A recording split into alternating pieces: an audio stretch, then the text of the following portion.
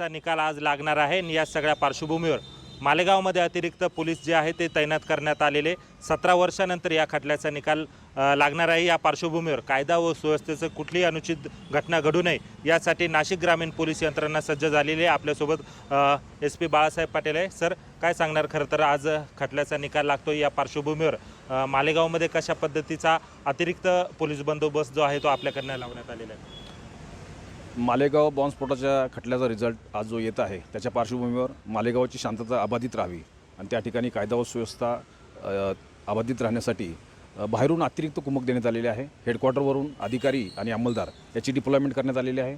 त्याचबरोबर त्या ठिकाणी असणारे RCP आणि QRT याचीही डिप्लॉयमेंट त्या ठिकाणी करण्यात आलेली आहे।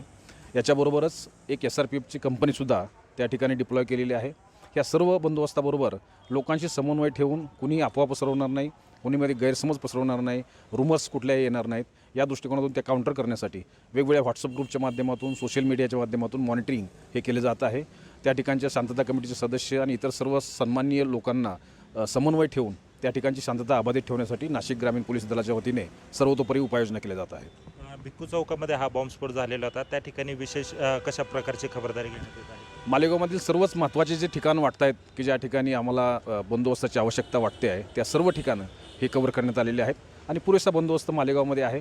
कुठल्याही स्वरूपाच्या अफवावर विश्वास न ठेवता या संदर्भातील आपले जे व्हॉट्सअप ग्रुप आहेत आणि त्या ठिकाणचे शांतता कमिटी सदस्य आहेत यांच्याशी समन्वय ठेवून त्या ठिकाणची शांतता अबाधित ठेवण्यासाठी सर्वांनी प्रयत्न करावेत, हेच मी या निमित्ताने आपल्या सर्वांना आवाहन करतो आहे। कायदा व सुव्यवस्था बिघडणार नाही यासाठी काही प्रिव्हेंटिव्ह ॲक्शन जे आहे ते पोलीस विभागाकडनं घेण्यात आलेलं आहे का? काही लोकांना नजरकैदेत म्हणा किंवा काही लोकांना नोटीस या संदर्भात काढण्यात आलेल्या आहे? जे क्रिमिनल एलिमेंट्स आहेत मालेगावमधील ज्या रेकॉर्डवरचे गुन्हेगार आहेत या संदर्भातील ॲक्शन हे गेल्या 2-3 दिवसापासून आम्ही सुरू करण्यात आलेले आहे आणि याबाबतच्या सर्वतोपरी उपाययोजना ह्या करत आहोत।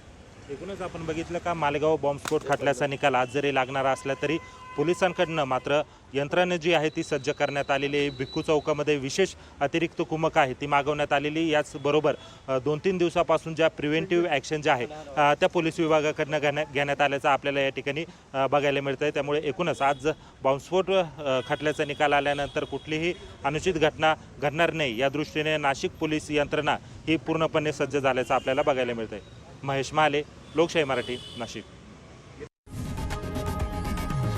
लोकशाही मराठी ऐका, पहा, जागरूक रहा।